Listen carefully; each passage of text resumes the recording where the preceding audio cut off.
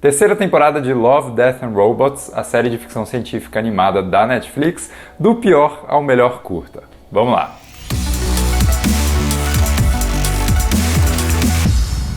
Bom, quando se trata de antologias, uma das coisas mais legais é você ter essa grande variedade de ideias e experimentações estilísticas unidas por um fiapinho de conexão temática entre elas. E aqui na terceira temporada de Love, Death and Robots, a conexão seria talvez o confronto entre a humanidade e alguma força desconhecida e misteriosa para a qual a gente não está preparado para lidar.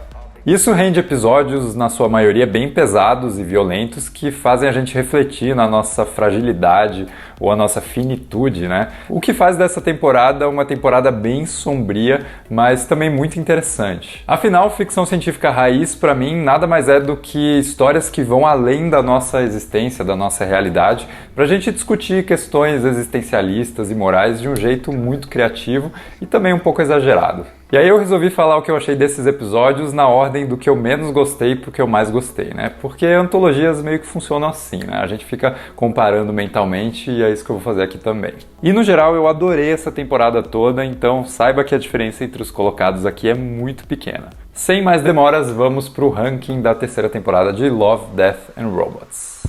Os Três Robôs.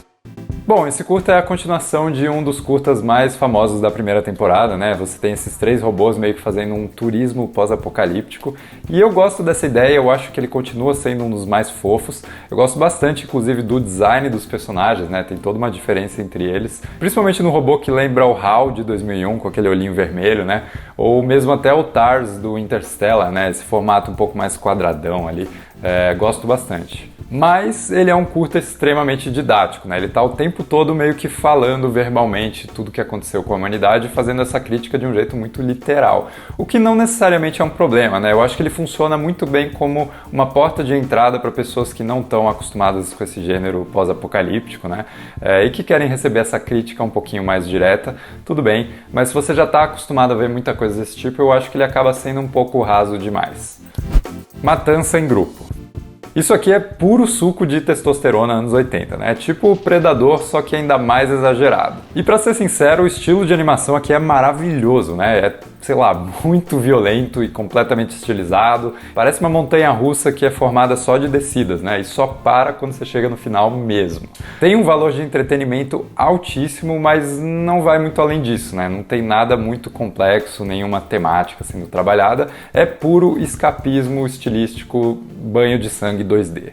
Se é isso que você procura, é isso que você encontra. O mesmo pulso da máquina.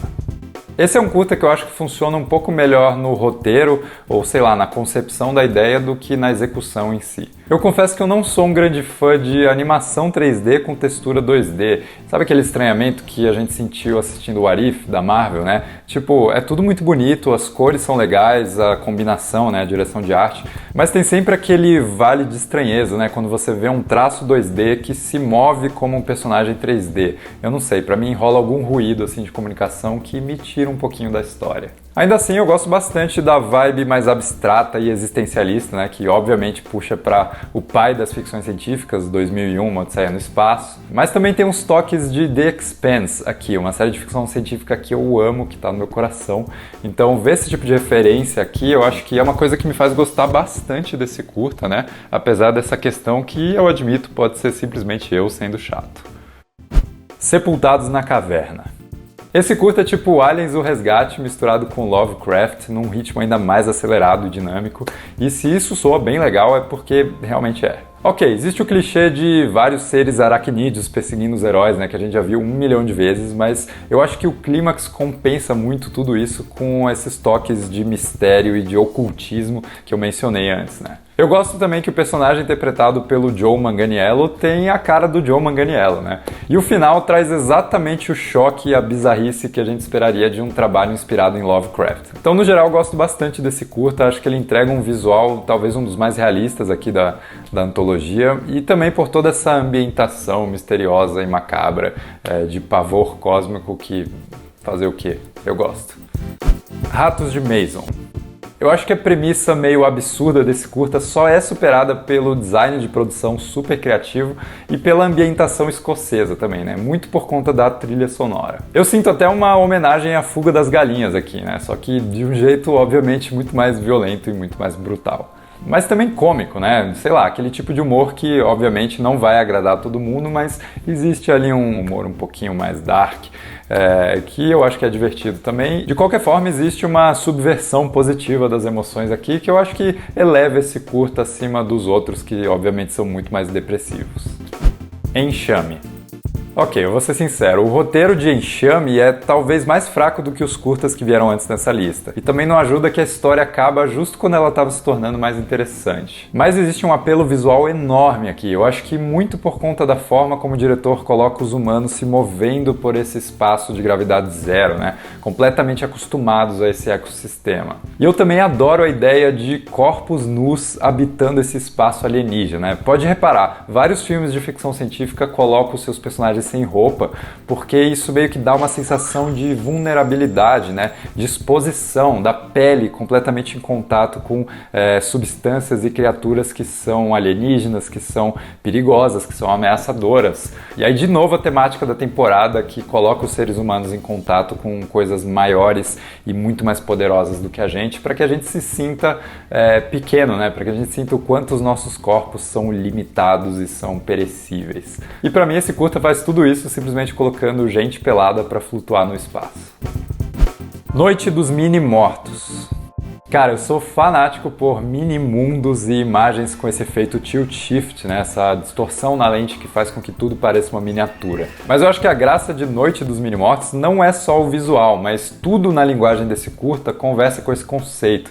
Desde o som agudo e acelerado até o frame rate reduzido, que faz com que a gente se sinta, sei lá, um espectador cósmico e gigante testemunhando a destruição da humanidade por esse apocalipse zumbi. É quase um Age of Empires dirigido pelo George Romero. E a gente está observando tudo isso com um interesse meio experimental, né? Todas as pessoas ali são só formiguinhas entregues a esse acaso destruidor, sem qualquer propósito de existência. Isso é narrativa sem palavras. Tipo, a Terra aqui é um pum galáctico, né? Isso fica bem claro no hilário plano final do curta. Fazendeiro.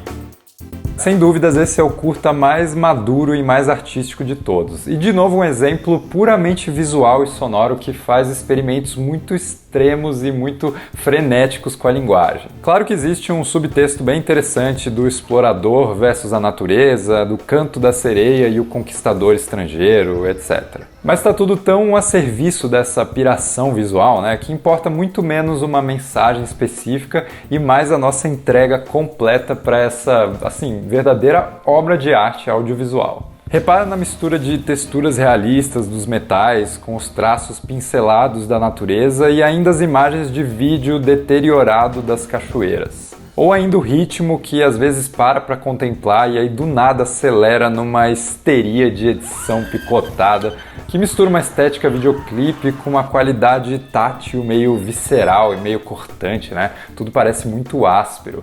Sei lá, é insano, mas é pura arte. Viagem Ruim. Não tinha como não ser esse curta dirigido pelo David Fincher e é a sua primeira animação, né, vale dizer.